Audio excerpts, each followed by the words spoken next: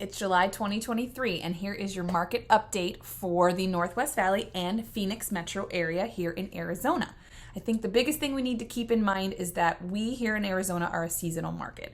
What that means is during the summer here, because of the temperatures, yes, it is over 110 right now, and we are tracking to keep that pace for a couple more days. It is known that people here in Arizona leave. They do not stay around. People do not list their homes in the summer, and they're out enjoying family and cooler temperatures, whether it's if they go north to Flagstaff or the Payson area, or if they head Midwest. Because a lot of people that are here in Arizona, we know, are transplants from the Midwest and the East Coast.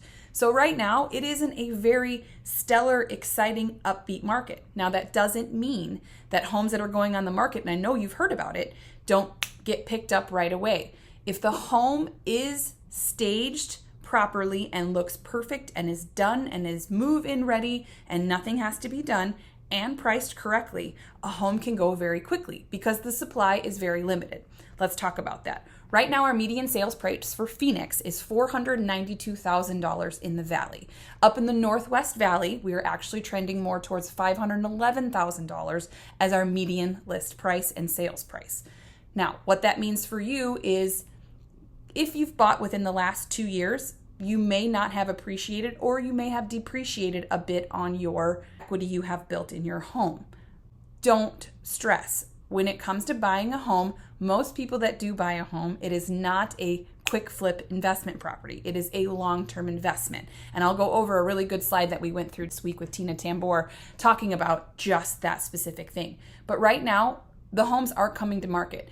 From a year over year and a month over month, it shows specifically that we have only had 492 listings that came to market in the Peoria market I'm going to use for example. 492 came to the market. 211 came to the market in June. That shows a difference of 50%. We are not tracking of putting more homes on the market, and the demand is still there.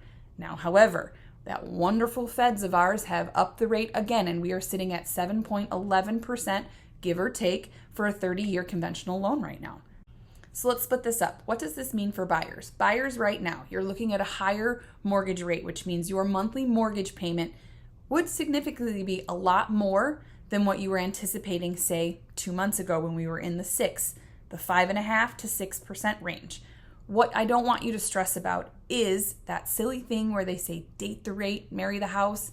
Yes and no. It's not my favorite saying, but it is an important saying that you can use because there will be opportunity in the next 5 years, most likely, for you to refinance and get that lower. Also, buyers, if you have a good real estate agent on your side, they may be able to negotiate in there, bringing that rate down or doing something creative with your financing. For my sellers, what does this mean for you? Yes, the people are out there looking, but they really need to have the home. The days are gone where you don't have to do anything to the home and you put pictures up on the internet. It isn't that way anymore. You need to make sure you prepare for someone to come in your house, put your best foot forward, and make sure that price is what the comps are saying around the neighborhood. Perfect example. We had a house and they bought it 2 years ago and they marked it up $10,000 extra dollars. They didn't do a thing to the house. Now, that agent should have known better. If there hasn't been any upgrades to the home and it's within the last 18 months, which it was purchased in the last 18 months, there's no appreciation on that home. You haven't put anything into it to give anything back. So the cost they set for that home was unrealistic. We came in what the comparable said, we came in what the neighborhood would say, and we gave a fair and honest offer. And unfortunately, it didn't work out the way we wanted it to because they think in their head they're owed an extra $10,000. They're not.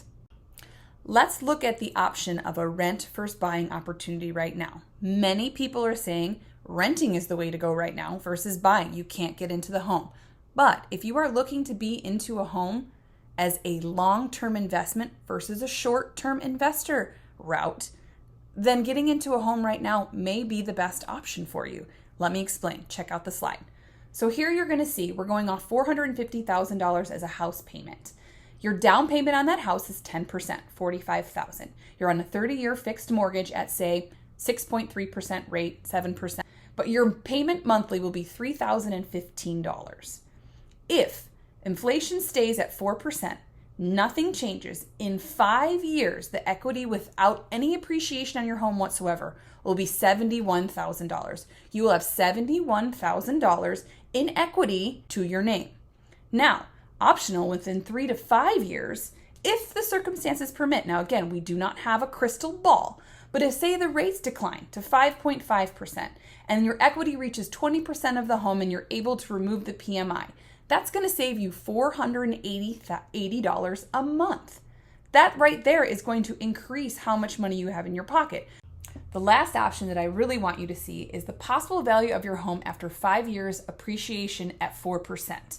That means in 2028, which is 5 years from now, your home would be appreciated at $547,500. That's a $97,000 appreciation.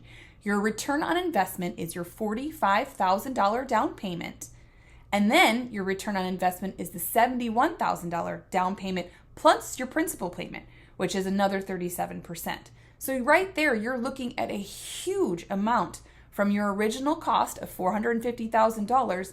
And in 5 years, you now have almost $100,000 in equity. Or you could still be paying rent and you have no money. So the options are, if you want to have a mortgage payment right now and you're able to handle it, great. If you need to rent for another year, that's okay too. But always keep in mind that when you're paying a mortgage, that is going towards your personal equity. It is not going towards your landlord's personal equity. It's going towards yours. So maybe if you're able to handle $200, $300 extra a month in a mortgage payment versus your rent payment, maybe it is a better idea for you to get into the spot if you find that home that you just can't resist. It's all about what each individual sees as their opportunity. It is not my decision on how to do this. It is my client's decision on how to do this. And as a buyer or a seller, there are ways to navigate this the correct way. You just need to make sure you have the right team on your side. All right, stay cool out there. Make sure you're drinking lots of water, and I will see you guys in August. It is my birthday month, and it's going to come in hot. Have a good one.